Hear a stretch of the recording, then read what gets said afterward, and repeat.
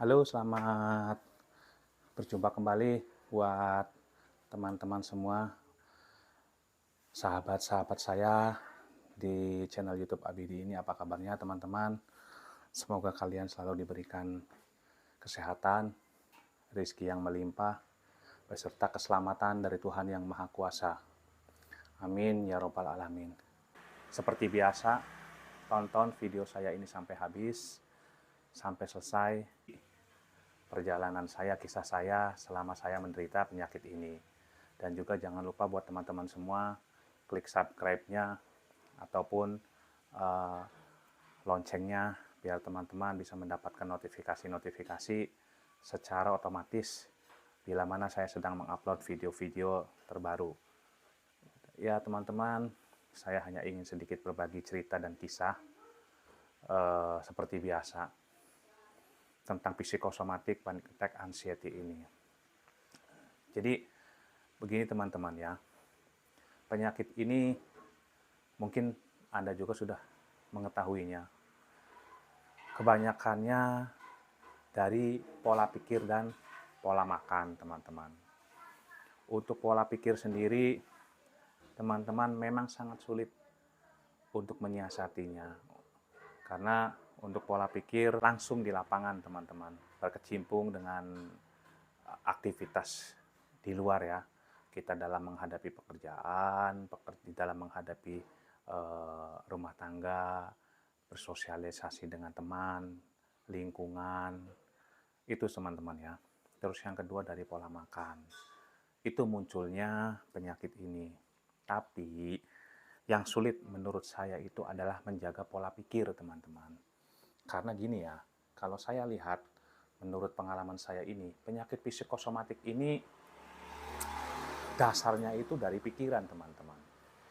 Apalagi teman-teman yang sudah memiliki penyakit genetik atau keturunan. Kedua lagi teman-teman, katakanlah yang memiliki sifat atau karakter perfeksionis. Itu teman-teman. Jadi teman-teman itu tidak menerima tentang sebuah kenyataan yang sudah terjadi baik sebelum maupun yang akan dijalani. Itu memang sangat berat teman-teman. Bagi kalian semua yang memiliki basic seperti itu. Karena hal itu dirasakan oleh saya. Saya jujur teman-teman, memiliki katakanlah faktor keturunan, genetik, dan yang kedua laginya memang apa yang ditebak oleh dokter, psikiatri dan dokter saraf, saya itu termasuk orang yang perfeksionis ya teman-teman. Nah untuk gejala psikosomatik ini sebenarnya semua tipe karakter manusia juga kena teman-teman ya. Tapi memang berat bagi mereka-mereka yang memiliki karakter perfeksionis. Karena pada prinsipnya orang yang perfeksionis itu tidak bisa menerima kenyataan.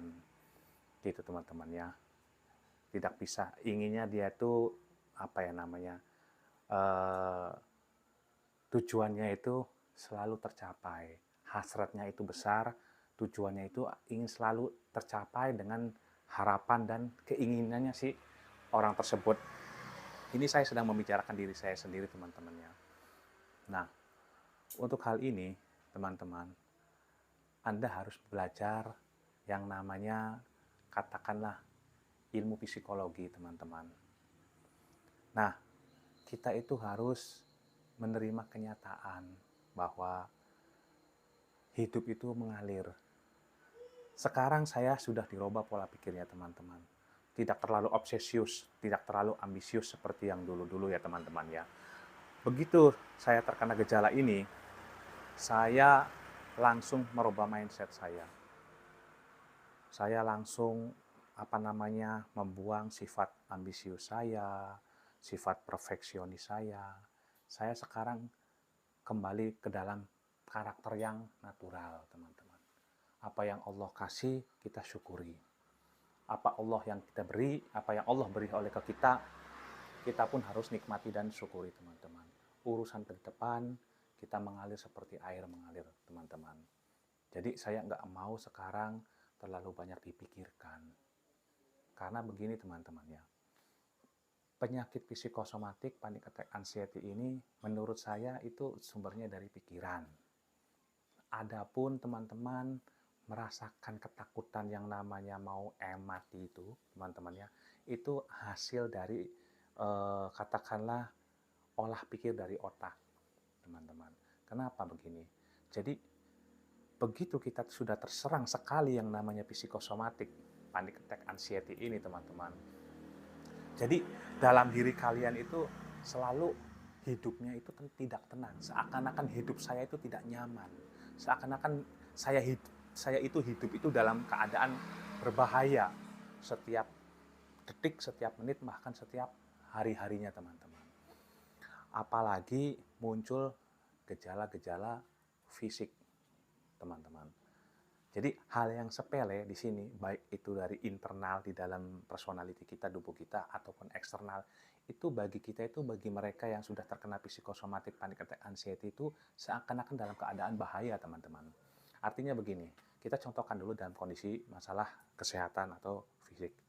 Teman-teman yang sudah background-nya kayak saya, sudah memiliki penyakit ini, psikosomatik panic attack anxiety ini, tentunya bila mana teman-teman merasakan gejala misalkan jantung berdebar, katakanlah, atau vertigo, itu teman-teman sudah panik. Karena teman-teman memang sudah terserang yang namanya panic attack ini. Padahal waktu dulu saya sebelum terkena yang namanya penyakit ini, saya merasakan jantung berdebar, misalkan menangani sesuatu masalah, ataupun karena saya pola makan salah terhadap katakanlah saya kepala mungkin vertigo, kolesterol naik, ataupun hipertensi, biasa-biasa saja, teman-teman. Karena apa?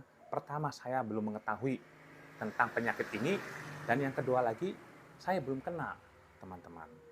Gitu. Nah, begitu saya sudah mengetahui kalau saya terkena yang namanya kecemasan berlebihan, kepanikan atau serangan panik yang berlebihan, atau psikosomatik, psikologis ini, teman-teman. Jadi segala hal-hal yang sepele itu terlalu dibesar-besarkan, seakan-akan berbahaya bagi diri kita, bagi hidup kita, teman-teman. Gitu. Kita sakit kepala merasa cemas, khawatir, kita katakanlah penyakit jantung merasa khawatir, penyakit kolesterol saya tinggi merasa khawatir. Jadi semuanya terlalu dibesar-besarkan, teman-teman. Merasa khawatir, merasa panik, akhirnya timbulnya ada saya mau mati, ada saya mau mati. Itu dari segi masalah kesehatannya, teman-teman ya, di tubuh kita. Belum dari eksternal, teman-teman. Seperti begini eksternal, kita sedang mengatasi permasalahan, baik itu di kantor maupun di lingkungan kita sendiri, baik di keluarga, dengan teman-teman, dengan tetangga ya teman-temannya, dengan masyarakat.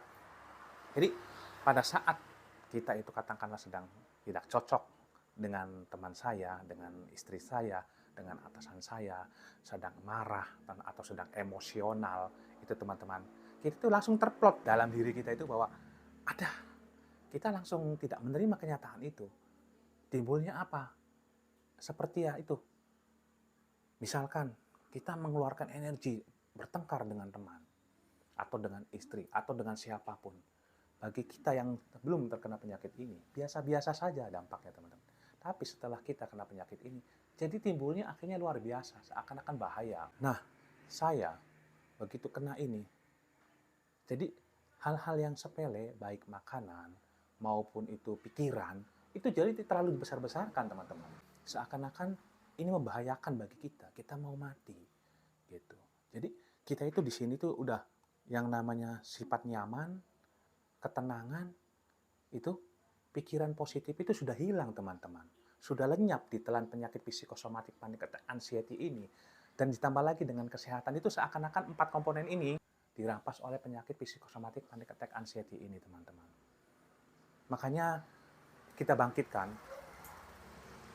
pikiran kita dengan terapi pola pikir yang sehat, teman-teman. Saya sekarang mencoba untuk kembali ke alamiah. Artinya begini, teman-teman ya, kita bersyukur. Kedua lagi, saya menghilangkan sifat ambisius, kita sifat perfeksionis kita hilangkan. Saya ingin mengalir seperti air saja hidup ini. Cita-cita nggak menggebu-gebu dulu, teman-teman. Jadi kita biar nggak kaget menerima kenyataan yang sudah terjadi maupun yang akan terjadi, teman-teman. Nah, untuk cara penyembuhannya, terapinya, teman-teman, Alhamdulillah atas izin Allah, saat ini saya sudah mulai beraktivitas normal kembali, teman-teman. Walaupun saya belum total hilangnya teman-teman ya, gitu. Tapi saya alhamdulillah sudah memanjatkan puji syukur kehadirat Allah atas limpahan rezeki ataupun nikmat sehat buat saya saat ini, teman-teman. Pengalaman saya, teman-teman, untuk menjaga pola pikir biar seimbang, itu coba lakukan Anda banyak yang namanya terapi. Artinya terapi pikir teman-temannya. Seperti yang pertama, itu terapi ya Anda jika misalkan memiliki ilmu ataupun katakanlah belajar hipnoterapi, lakukan self healing teman-teman ya. Ya seperti tadi, untuk merubah pikiran sadar dan alam bawah sadar. Mungkin teman-teman yang sudah mencoba atau apa namanya berobat ke hipnoterapis, pasti Anda akan mengerti yang namanya pikiran sadar dan pikiran alam bawah sadar. Terus yang kedua teman-teman, Anda lakukan relaksasi, yaitu mendengarkan lagu-lagu instrumental teman-teman. Lagu-lagu instrumental, itu coba Anda dengarkan untuk menstabilkan aliran apa ya namanya, alfa, beta, dan theta itu teman-teman. Di ilmu hipnoterapi itu teman-temannya. Untuk menstabilkan. Jadi Anda merasa tenang, merasa nyaman teman-teman ya. Tapi itu pun Anda jangan lupa dibarengi dengan itu tadi teman-teman. Apa? Terapi agama teman-teman. Saya dulu waktu terkena yang namanya penyakit ini teman-teman, pertama kali saya tidak tahu, saya itu nangis selalu mendengarkan yang namanya sholawat.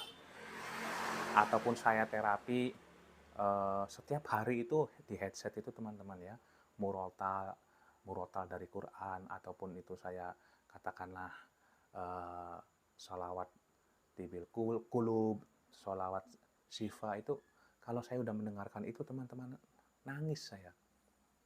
Sumpah teman-teman, nangis. Saya itu seakan-akan luar biasa. Dosanya tuh besar sekali teman-teman. Kita mengakui bahwa saya ini dosanya luar biasa besarnya. Hidup ini tidak mensyukuri sebagai manusia. Disitulah timbul perasaan akhirnya apa teman-teman? Sifat yang namanya katakanlah menerima tentang kehidupan. Jadi coba lakukan teman-teman, yaitu tadi hipnoterapi bagi Anda yang sudah berobat ataupun Anda belajar hipnoterapi. Kedua, lakukanlah ya, mohon maaf, Anda coba biasakan mendengar lagu-lagu nostalgia di zaman Anda dulu yang membuat pikiran Anda merasa tenang, pikiran Anda merasa rileks, lagu-lagu kenangan Anda seperti lagu instrumental atau lagu memoris yang Anda pernah itu, untuk menstabilkan pikiran theta, beta itu teman-teman ya, gitu. Dan yang ketiga laginya itu teman-teman, jangan lupa selalu kita pendekatan ke agama. Saya juga nggak tutup itu. Saya 60%, 70% lebih banyak mendengarkan murotal Quran dan di sholawat tibil kulub atau sholawat syifa. Itu di headset saya itu teman-teman. Kalau dalam perjalanan, hampir saya selama katakanlah dari mulai tidur dan tidur kembali, itu saya itu lebih banyak mendengarkan yang namanya murotal ataupun sholawat tibil kulub ataupun sholawat syifa. Nangis saya teman-teman, gitu. Dan selebihnya yaitu teman-teman, kita menjaga pola makan, karena dengan adanya pola makan yang tidak baik akan menimbulkan suatu penyakit. Itu bagi teman-teman itu yang memiliki penyakit ini akan menjadi dibesar-besarkan. Contohnya begini, Anda makan pedas, merasa perut sakit karena Anda sudah merasa kecemasan yang berlebihan dan serangan panik yang luar biasa. Anda akan merasa bahwa ini adalah penyakit yang mematikan. Akhirnya Anda takut akan kematian. Sebenarnya biasa-biasa saja teman-teman.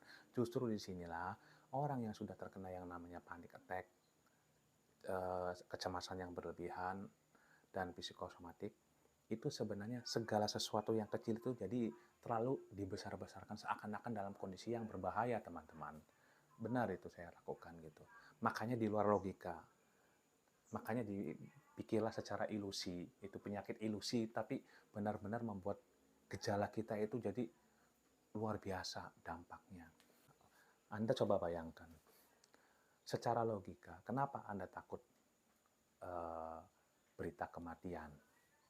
Baik itu lewat pengumuman di musola masjid, sirine ambulan seperti saya. Logika, teman-teman. Sirine ambulan itu tidak ada hubungannya dengan diri kita. Kedua, menderita kematian, pengumuman kematian. Yang meninggal itu bukannya saudara Anda, bukan katakanlah famili Anda. Tapi kenapa Anda menjadi takut sendiri? Itu yang dimaksud saya. Logika Anda sudah hilang. Pikiran sadar Anda itu sudah nggak ada.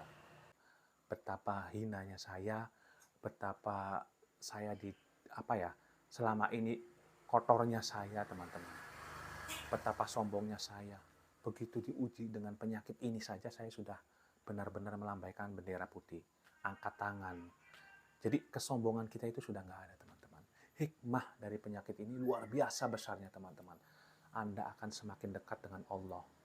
Anda tidak bisa sombong. Anda tidak bisa takabur. Setelah Anda mengalami penyakit ini, hikmahnya Anda akan merasakan dekat dengan Allah. Itu yang saya rasakan, teman-teman.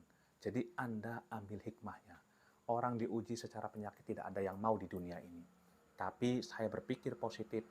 Hikmah dari penyakit ini, akhirnya kita bisa lebih dekat dengan Allah yang Maha Kuasa. Itu, teman-teman. Berbesar hatilah, ambil hikmahnya, ambil manfaatnya. Tetap kalian semua jangan pasrah, karena ingat, Tuhan tidak akan merubah nasib manusia jika manusia itu sendiri tidak bisa merubahnya. Anda jangan pernah mengeluh. Mengeluh boleh, tapi Anda harus tetap menjalaninya. Karena apa? Dunia terus berputar, teman-teman. Anda mengeluh ke siapapun percuma. Yang bisa mengobati adalah diri Anda sendiri, teman-teman. Anda mengeluh mau ke siapa? Penyakit ini akan terus datang.